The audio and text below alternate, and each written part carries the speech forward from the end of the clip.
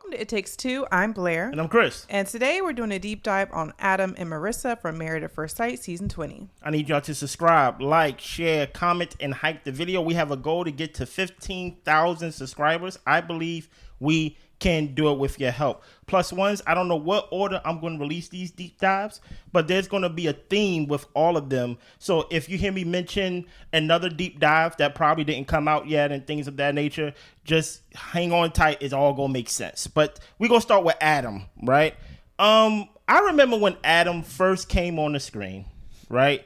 And what made me feel good about this season of Married at First Sight, season 20, the whole revamp of it, right? It being on Peacock, the second season of it being on Peacock, was the scene where Paul made Adam call the girl that he was dealing with and said, hey, let her know what you about to do. Yeah, that's when I was like, okay, we're serious. Yes. Yeah. I also think that is Adam's origin story of not liking Paul. Fair. Dude, you get what I'm saying? Because Paul was in his behind, basically, in the most recent episode 9, when he came in with his shirt open and basically being a class clown that's not funny. What is your thoughts on Adam? Just to give me a foundation of how you feel. What are you picking up from him so far this season, Blair? Yeah, I already thought he wasn't very serious. Yeah. When Paul actually kind of had to drill down on the questions about when was a girl over here? Yes, Adam, when did she cross the threshold into your house? Like when we started getting into the semantics and trying to get down to the bottom of things, and for him to think the relationship wasn't that serious, but the girl to actually be hurt, that he ended things over the phone, which he was actually going to do by text if it wasn't for Paul. Yeah. And he probably wouldn't have done it all, honestly, if he wouldn't have, Paul wasn't there. But yeah, I just thought Adam was just very unserious. He seemed very self-involved, and I get that we can't all choose our families in the ways that our families choose to support us. Yeah. But I do think it's very telling that really nobody from his family was there to support him from this wedding. Mm-hmm. And it also made me think, do people in his life actually take him seriously? Yeah. So, let me answer that question then. Mm-hmm. I do believe that it was sad that no one from his family came to the immediate family. Yeah. Right. I know he said he gave he told us that his parents went on a cruise. They couldn't reschedule it. And I think the grandparent couldn't come or anything like that. So he had a friend walk him down the aisle, whoever it was, right? But even if they did not take him seriously or do not take him seriously, I do feel like, nevertheless, it is sad that, hey, it is your wedding day and no one came in support of you, right? Now, that's very telling about you as well, because I also need to ask Adam, did your family know you was getting married? like how did they know you were in this process? And the only reason why I asked that question is because when Paul came to visit you on your lake house or whatever it is, right, and he asked you a simple question, have a lady been here, you was not very direct, right? So, and based on what we've seen so far in 9 episodes, Adam is not someone that's very direct either, right? At any point. All the conversations with Marissa have been kind of like a level of jokiness, vagueness. Yeah. And at certain points, I wonder if Marissa is trying to pull something out of him, which I feel like she does, but she also, I think, doesn't want to rock the boat in any type of way. Yeah. So she lets him kind of set the tone. Yeah, 100%. Yeah. So I question, even though the family did not come to support him, I wonder how did he relayed that message to them that, hey, I'm getting married, this is serious, and I want you to be there, and things of that nature. Besides him just saying, hey, I'm going to be on the show. Can y'all come? Yeah, exactly. Like very different. How did you frame it? Exactly. Yeah. Now, here's the thing about it. Mm-hmm. I don't know objectively how did he present himself to his family, but I can say objectively that he is presenting himself as a class clown on this show. Mm-hmm. And he's the worst type of class clown. He's the class clown that makes nobody laugh. Yeah. Except for Courtney, I guess. I guess Courtney finds him very amusing, I guess, right? Because she finds him very hot, pretty much. If that, right? I think when it comes to Adam, he decides to be a class clown because he wants to deflect, as Paul would say, from people get to know the real him. Mm. When I think of all the class clowns that I went to school with, most of them was being a class clown to defer or to deflect from them showing them real selves, or something as simple as, I don't want to be called on to read. Dude, you get what I'm saying? Because I can't read. You're lacking in some type of way. They way. lacking in something. Thank you, right? Mm-hmm. They lacking in some capability to where I'd rather try to make the classroom laugh and have the potential of getting thrown out the class, or basically just, distract you from who I really am, right? Which leads to the whole group therapy thing where he showed up with his shirt open. Matter of fact, let me go an episode before that, maybe a couple episodes before that, when he chose to show up to the first group dinner with his loud outfit. And hat and exactly. and kind of making himself the center of attention, not necessarily for anything he was doing or bringing to the table or any type of insight or anything that could help other people, but just to make a statement. And like, I feel like Paul was spot on when he said to gain some type of control and power in the situation to where this was the topic of conversation. 100%. Yeah. I think he was peacocking. I think he was posturing. I think he decided to show up as a mascot, right? Even though I am a real person, you will never see me because the attention is going to be on my loud shirt. The attention is going to be on my loud hat and things of that nature. And the funny thing about it is you're only fooling yourself, because when we seen you other times, we didn't see you dressed that way. There's a difference between like it being your style and it being part of your personality. Then you over here basically saying, yeah, I purposely leave the tag on there, or I purposely leave this on here just so it could be a talking point or whatever. It just seems very performative. And then when you have to explain the joke, it's no longer a joke. No, because it went over our heads. Yes, because we don't know what you're doing. So now he shows up to episode 9 in the first group therapy with Paul and Dr. Lisa. And he shows up basically getting dressed. You get what I'm saying? Shirt open, chest exposed, to the point where they was like, whoa, you get what I'm saying? And then he starts buttoning up his shirt, and then he's basically trying to make a joke saying, like, you know, it was hot out there and I was outside climbing the walls. And Paul straight up told him to his face, hey, you're not funny. Basically, I'm paraphrasing. And the Adam that we met before is not the Adam that I see here now. Usually people get more serious the longer the process goes, but now it seems like you're getting less serious. And then Adam being combative, you get what I'm saying? Now, I'm not saying he was yelling at Paul, but he already made up in his mind that he had questions for Paul before he even got there. Yeah. Or questions for the expert. Maybe not Paul directly, but for the experts. No, he said to Paul, I got some things that, you know, I basically want to clap back or responses to Paul. Okay. When he was talking to Marissa before they even got there. Okay, so yeah Paul, right? Because he knew he knows he's not showing up as authentic on exactly. this. And he knows that he eventually will be called to the carpet. So now he's over there saying, like, you know, maybe my real self is really silly and goofy and like maybe I feel more loose and maybe I feel more comfortable. And Paul was like, no, you're deflecting. And tell me where I'm wrong. I give you 2 instances the way you did it and tell me I'm a liar. And now the class clown, you want the attention to deflect off yourself, but now you actually got the spotlight on you. Yeah. And now you're very embarrassed. Now we're talking and no one's laughing at your jokes. Dude, you know who else is not a fan of Adam? Who? Nikki. Oh, yeah, because Nikki, she was like, clock it. Yeah, clock exactly. It. Right. Because here's the thing about it, Adam. Like, I'm sure for all my black people who's watching and things like that, not to exclude, my other family, but just specifically to the black people, we all know that person in the office that just want to be seen and want to just do too much and think they are like the culture of the office and the culture of the job. But really, whole time, no one really likes that person. The white people don't like them. The black people don't like them. But they feel like they are loved and beloved in the office. You're just loud and obnoxious. So Adam obviously came in there saying, oh, my first outfit hit. Wait till my second outfit. And when Paul basically said, hey, this is not the place for it. We are here to be serious, and you are not. And Nikki basically was clapping her fingers. I was like, oh, yeah, I think everybody feels that you are a clown. Yeah. But you know who else feels like you are a clown? Marissa. One thing that Marissa said in this group therapy was that she wishes Adam had Cameron's maturity. So the thing is, she's recognizing things. Yes. And in small ways, she's trying to pull things out of him. But she also sees like, okay, I feel like the thing with Marissa is that she doesn't want to change him.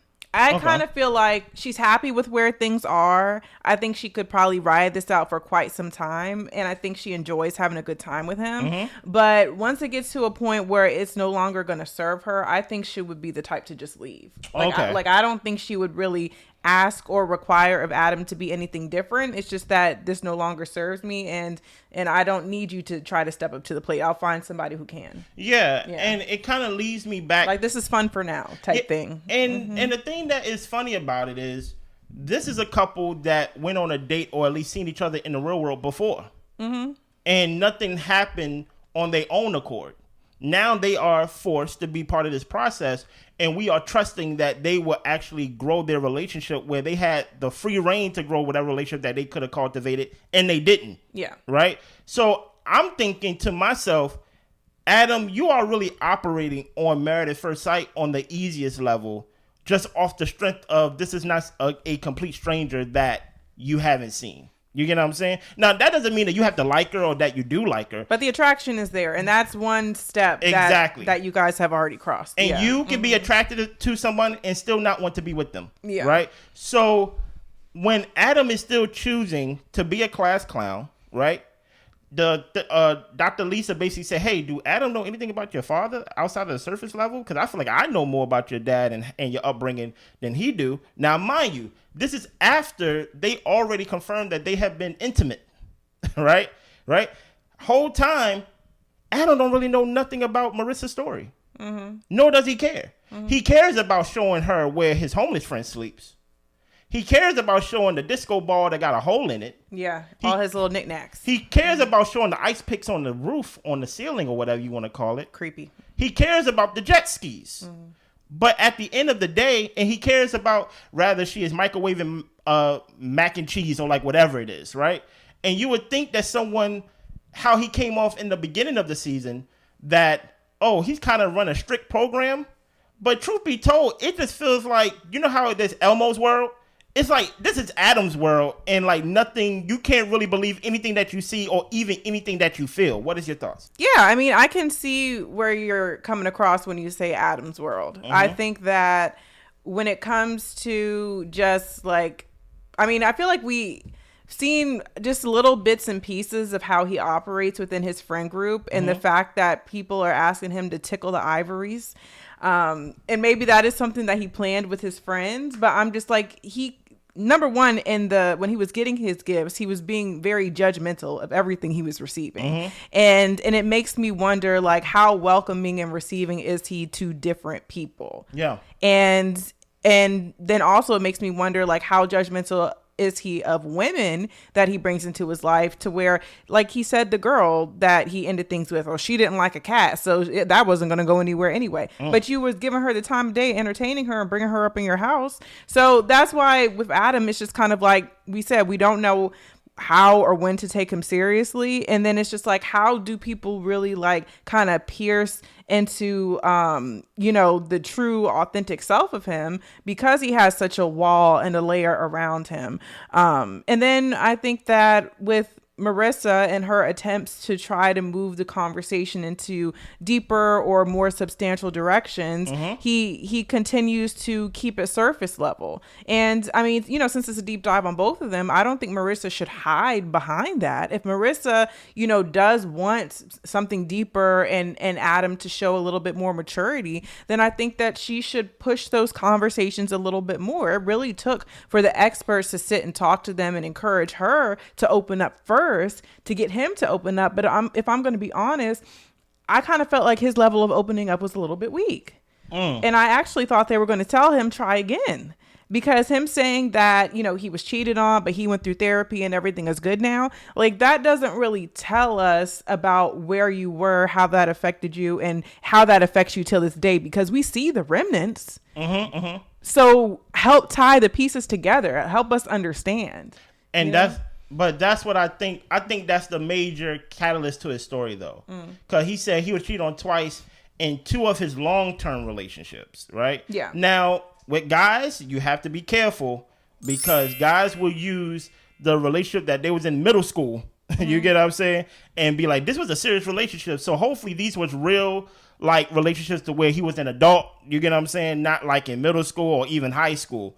So these long-term relationships obviously affected him to the point where he chooses to show up as a class clown. I think personally, he chooses to show up as a mascot or even some type of version of himself, a fake version of himself, so people will never know the real version, so that version will never get rejected or cheated on again. But even in their relationship, talking about Marissa and Adam, this is where Paul talking about, hey, you're deflecting. Guess what? The fact that they had sex in itself in their relationship is a deflection. Oh, it's a complete distraction from them actually having to do any real work. Exactly. Because the times where maybe we should be talking, we just gonna get the feeling up on each other. So that's why I'm like, and even in the group dinner, and they're over talking about like, oh, and everybody's like, so y'all just gonna vibe this thing out, and they were like, yeah. And Paul even told them like, hey, these next 4 weeks, you need to take this seriously. Yeah. And I don't know if Adam wants to be married. Put like this, to Marissa at least, right? I don't know, for one, he's ready to enter a real relationship to where he have to be vulnerable again. Because if you get cheated on, there is a piece of you that you lose, or there's a piece of you that you are trying to regain, especially if you got cheated on in 2 separate relationships. But you know, something that really kind of boggles my mind when it comes to this show is that people really will go through the whole interview process, questionnaires, all of these things to come onto the show and to just take it as a joke or an experiment, which we've come to learn apparently this season that these marriages aren't necessarily like legally binding marriages. So maybe that can, shift some things or whatever. But I also feel like when you come onto this show and you do all the work it takes to get on here and you have to live with another person, like, why would you make a joke out of it? Like, why would you not take it seriously? And I, in previous seasons, other, people who've been on the cast have said, well, it is an experiment, and in some ways it is kind of sold in that type of way. And maybe there are other motives. I don't know if he wants to get his jet ski business, in front of the cameras a little bit more. Because you never know when people come on these shows, what exactly is their motive for being here other than actually being married. But I don't know. I think that if you come on here and you actually want to be married and want to see if you can create a life with somebody, that I doubt you would show up in this way. As crazy as Courtney has come off to me, I think that lady really wants to be married. Really? I do. I think she cannot help herself. And I don't know if a good man was in front of her face, if she would recognize it. But I definitely believe she wants someone to love her and to be in a happy, healthy marriage. She just don't know how to do it because she's toxic as hell. Adam, I don't even, like you said, I don't really even know if he wants to be married. I don't know why he's here. We are 9 episodes in and we haven't met the real Adam. That is true. And I don't think, I wonder what is Paul, or how is Paul and how is Dr. Lisa going to get Adam to reveal himself? Because at the end of the day, the process is not going to reveal him. Yeah. His partner is not going to reveal him either. No. What's going to reveal him is he will have to basically reveal himself and his true motive for this whole process. That's why when you basically say you don't know if he want to be married, I can kind of see that, because in my eyes, I think a lot of the men on this season, and when I think of men, I think of Sean, I think of Mecca, I think of Adam. I think the only guy that's on here that's truly want to be married is Devin, and a lot of people are basically looking at him saying, you're doing too much. And that's crazy because to me. Does he want to spend time with his wife? Because they are surrounded by people on both sides, women and men, of don't really want to be married. Some people want to be healed. Right? Yes. But they want someone to heal them and not really take part of their own healing process. Facts. I think Adam just wants to be distracted. I think Adam just wants something to do. Yes. You get what I'm saying? I understand that it on the surface, Adam is someone that may look good on the surface, but the more you dig deep and deep and deep, you realize that he really just live in a shack. Like at the end of the day, it's like, oh yeah, I got a little beach house, a little boat house, whatever it is, but it's a shack that you wouldn't, at least me, would not invite my lady to, because to me it's not presentable. What do you mean this is where my homeless friend sleeps? Yeah. Like the homeless friend gotta go. So that's why I just think he just I'm going to show my life in a way that is basically a spoof of who I really am. So if you reject it, I don't really get hurt because this ain't really me. You get what I'm saying? And if that's the case, then Adam got to go because it's not fair to Marissa. It's not fair to the process. It's not fair to the expert. It's not fair to the viewers. And it just coming off as if Adam is just there for a good time and not really there to be married or even to grow from this process. Well, I would agree with you. Is there anything else you want to touch on Adam and Marissa? That's all I got for them so far. Let me know what y'all think. Let me know what y'all think about this. I'm going to ask y'all a question and answer this in the comments, right?